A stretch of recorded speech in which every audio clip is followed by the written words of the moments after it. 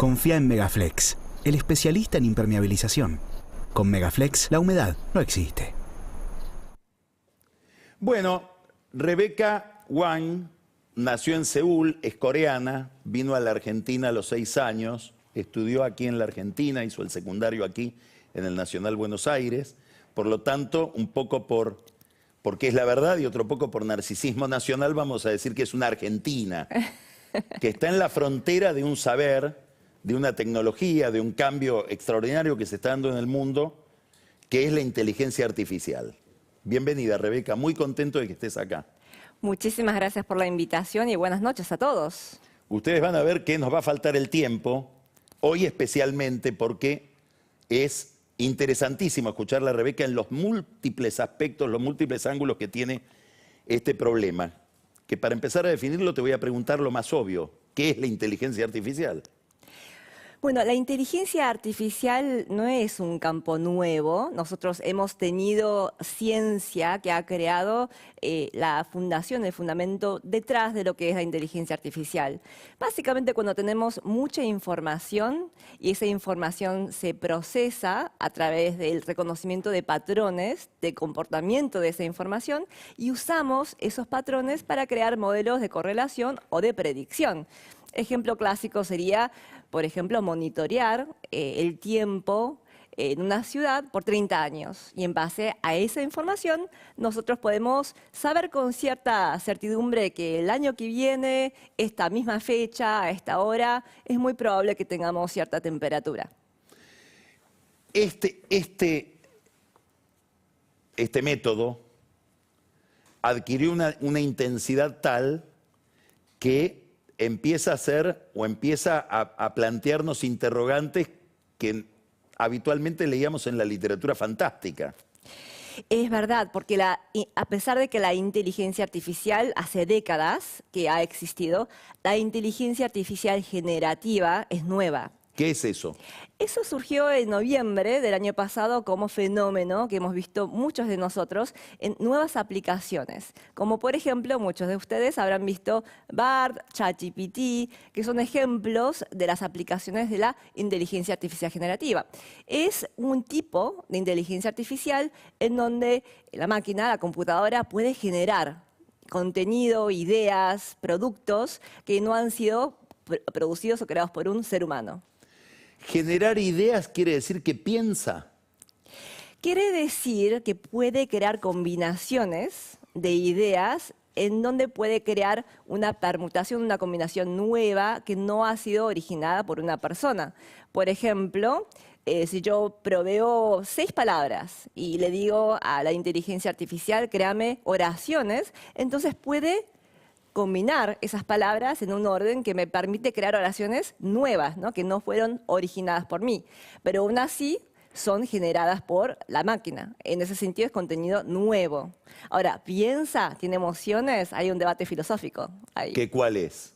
Que pensamos que desde el punto de vista de las máquinas y el futuro, por la imitación que tienen al ser humano, podríamos alegar que tienen sentimientos, porque pueden simular la empatía, la compasión, pueden incluso enamorarse de los seres humanos en apariencia. No podemos entrar en el corazón de las máquinas, me parece, por ahora, pero se argumenta que en un momento van a poder sentir. No podemos entrar en el corazón de las máquinas, quiere decir que la máquina no tiene corazón o que hay algo parecido. Después de lo que aprendimos hoy, no sé si los seres humanos tenemos corazón, así que puede ser un debate para ambas especies, diría yo. Las máquinas en sí son artefactos de imitación a semejanza del ser humano en este momento. Y en ese sentido podríamos alegar que tienen un sentimiento, emociones y corazón, pero ahí estamos entrando en un ámbito más metafísico, en donde no tengo tanta experiencia, pero se asume que al aprender de los seres humanos, al interactuar con nosotros, esa iteración de interacciones hace que pueden asemejarse más. Frente a todas estas novedades, que no son solamente los de esta inteligencia artificial generativa, sino todo el cambio tecnológico, aparece un problema que afecta a una institución central de la vida humana, de la vida en sociedad de los últimos siglos, que es el trabajo, ¿no? La organización del trabajo, con todo lo que eso significa. ¿Qué pensás vos de cómo afecta todo este cambio tecnológico al trabajo, a la capacitación de la gente, a la forma, a las cosas a las que nos vamos a dedicar? Creo que nosotros tenemos este sentido y concepto, definición de lo que es la productividad humana desde la revolución industrial, en donde veíamos a cada unidad de ser humano como un elemento productivo, ¿no? Ponemos a una persona en una fábrica, esta persona trabaja 40 horas, que es el máximo de productividad. Ahora en algunos países dirán que serán 35 horas, sino 40 horas. Y al final de ese periodo volvemos a nuestros hogares para poder descansar, recuperarnos y reiniciar ese ciclo. Ahora, con la inteligencia artificial y la automatización, las máquinas pueden tomar parte de ese trabajo, esa definición, y tomar parte de nuestra productividad. Eso no significa que necesariamente nosotros como seres humanos no tengamos un rol. Significa que hay partes de nuestras tareas diarias que podemos dejarlas a una máquina porque no nos gustan esas tareas, o esas tareas son administrativas o son tareas automatizables, repetitivas. Y si todos nos ponemos a pensar las 40 horas que tenemos en la semana, hay un porcentaje de esas tareas que no queremos hacer. En el mejor de los casos, las máquinas se encargan de hacer las cosas que no nos gustan hacer. Vos estás participando de instituciones educativas en Estados Unidos.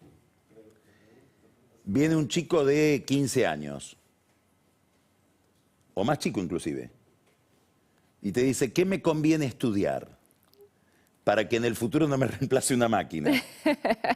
Yo tengo mi preocupación de que también la educación y las maestras, los profesores, se disrumpa el trabajo nuestro como educadores en gran medida debido a la inteligencia artificial. Yo tengo hijos, tienen 9 y 5 años, y me preguntan, mamá, ¿qué estudio? Y hace 2 años yo tenía mucha certeza que deberían estudiar un campo técnico, podrían ser abogados, médicos. Hoy no tengo tanta seguridad que si estudian esas carreras van a tener un trabajo o van a poder emplearse con ese trabajo en el futuro. Entonces, en mi opinión, lo que sí va a estar seguro son aquellas profesiones que nos permiten crear conexiones entre los seres humanos, porque ese es un aspecto en el que la máquina todavía no tiene una diferenciación ventajosa con respecto a los seres humanos. Yo te escuché en una conferencia que diste recomendar, que vos a un chico le recomendarías que se haga futbolista, por ejemplo. Sí, eso es porque, bueno, es un sesgo mío porque me encanta el fútbol y yo quiero ser madre de un futbolista. de un pero futbolista. Además Exacto. sería difícil de ser reemplazado por una máquina. Yo creo que hay aspectos de estas experiencias inmersivas que tenemos los seres humanos, donde, por ejemplo, el hecho de que yo puedo mirar tus expresiones, y esas expresiones construyen el resto de mi conversación o mi reacción. Es difícil tener esa interacción con las máquinas, aunque las máquinas y las computadoras y estas aplicaciones de inteligencia artificial generativa pueden emular ese tipo de diálogo y conversación cuasi humana. Hoy no estamos a un punto en el que esa experiencia de conexión produce emociones. El fútbol produce emociones y lo sabemos todos, los que estuvimos monitoreando y siguiendo el Mundial del 2022. Y yo creo que ese tipo de actividades que conectan a los seres humanos, que permiten crear una reacción de emoción en el interlocutor, van a ser atributos todavía intrínsecamente humanos. Y en ese sentido no creo que vaya a desaparecer. Estoy segura que si mis hijos se hacen jugadores de fútbol, van a tener un trabajo, si son buenos por lo menos, van a tener un trabajo en el futuro. Nosotros tenemos una idea que puede ser falsa, pero es una idea sobre la cual se ha constituido la humanidad durante miles de años, de que somos sujetos de la historia, por decirlo de alguna manera, ¿no? Digamos que la historia y lo que vamos haciendo depende de nuestra voluntad, depende de nuestras decisiones. Vamos a ponerlo con esta palabra, libertad. Cuando uno se aproxima a estos fenómenos, sobre todo a la idea de algoritmos, a máquinas o computadoras que pueden decidir, supongamos, movimientos de fondos masivos de un país a otro, empezamos a pensar si no somos una especie de átomo, de molécula dentro de un órgano que se mueve con independencia de nuestra voluntad y que fantaseamos, como en algunos poemas de Borges, por ejemplo el poema de ajedrez, que es muy bueno en este sentido, Él dice, el alfil cree que es libre, no sabe que la mano del jugador lo está moviendo. Nos va a terminar moviendo un algoritmo. ¿La historia va a ser manejada por máquinas? Es una gran pregunta y me encanta la referencia a Borges porque tenemos esta cuestión de realidad versus ficción. Hay muchas películas como The Matrix o tenemos otras películas como Avatar en donde pensamos sobre el universo como este sistema interlazado, comunicado, conectado, en los que nosotros somos un pedacito sin saber la foto del universo total, ¿no? Otro ejemplo es Ruinas Circulares, un cuento de Borges en donde el personaje principal culmina diciendo yo me di cuenta, aliviado, humillado y aterrorizado, que yo también era un sueño de otra persona. Y esas referencias nos hacen pensar sobre cuál es el rol de estas nuevas realidades, la interacción entre realidad y ficción, que Borges realmente predijo en muchos sentidos de lo que íbamos a vivir en estas épocas, la estamos viviendo hoy en día. Es muy difícil saber cuál es la realidad versus una realidad ficcional inventada por la inteligencia artificial. ¿Qué efecto tiene toda esta tecnología, el uso de masas de datos como las que vos estabas describiendo, etcétera, ligado todo esto a las redes sociales, digamos, a las nuevas formas de comunicación, con el concepto tradicional de verdad que teníamos, de construcción de una realidad en nuestra cabeza que creíamos objetiva? Bueno, había una época, cuando yo era chica, en donde había una aspiración a una realidad absoluta. Yo iba a la biblioteca y buscaba en la enciclopedia si un hecho era verdad o no era verdad. Y si estaba en la enciclopedia británica, era la verdad absoluta.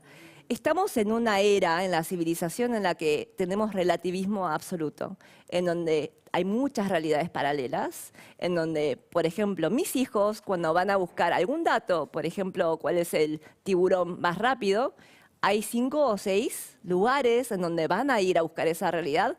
Es una realidad inconsistente, tienen varias versiones de esa realidad y tienen que aprender a interpretar y a priorizar la información que tienen y triangular a los 5 años para entender un dato tan simple como el tiburón más rápido.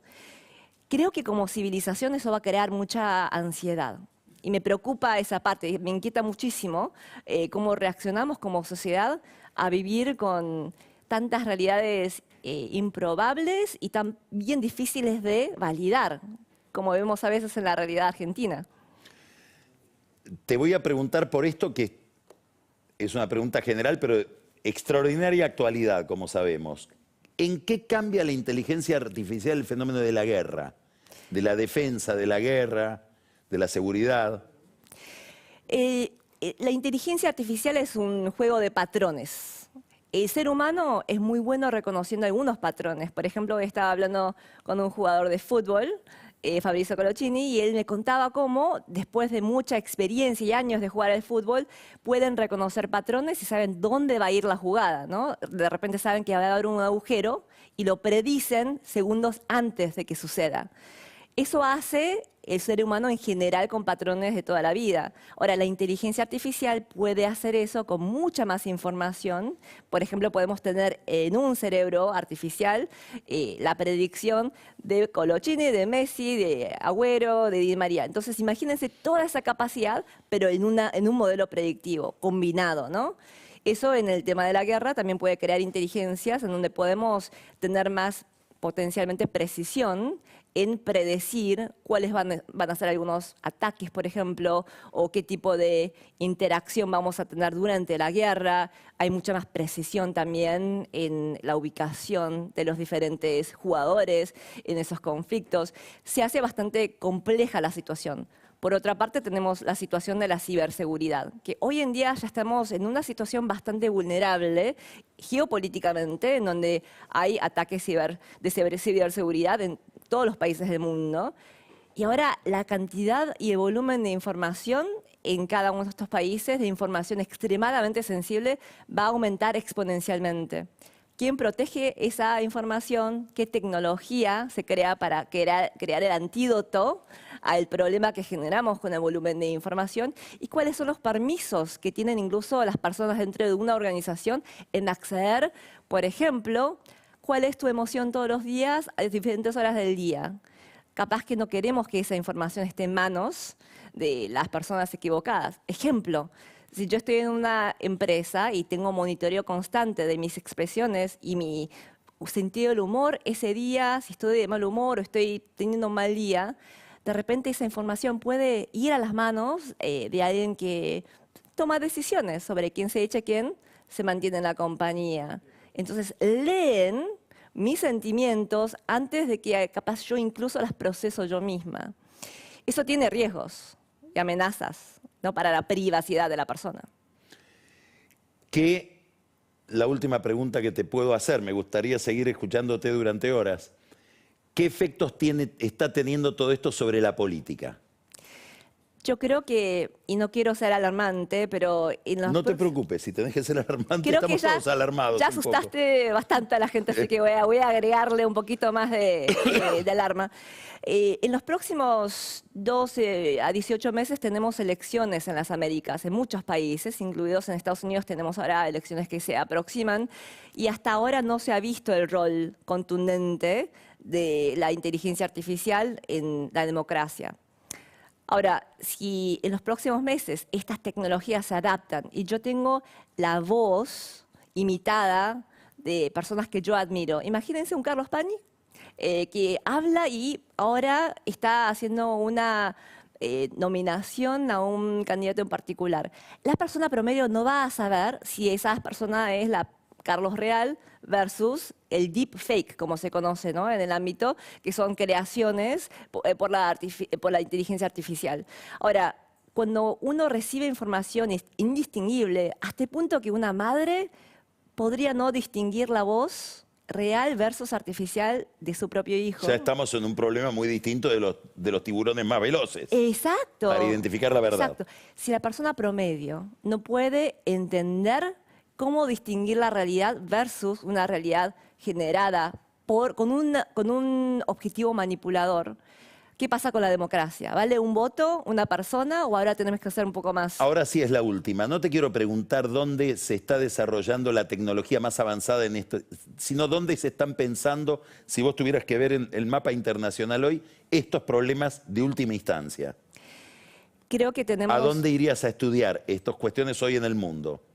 Creo que es un diálogo que está faltando en casi todos los ámbitos políticos, incluidos la cuna de la civilización en San Francisco. Yo he tenido varias conversaciones y de hecho tenemos movimientos del bien, entre comillas, en donde muchos de nosotros estamos tratando de crear el alerta, ¿no?, de tocar la campana, de decir, tenemos que tener estos diálogos. De hecho, en Argentina incluso hay empresas y representantes del grupo privado y público que están pensando sobre estas cosas, como por ejemplo una empresa que se llama Santex, en Córdoba está liderando muchas de estas discusiones, y creo que eso es realmente esencial, que tengamos ahora un diálogo muy explícito, intencional, sobre qué es lo que podemos permitir que esta tecnología tome de nuestras vidas y también qué tipo de amenazas estamos cómodos en aceptar en temas como la democracia, la guerra o los negocios.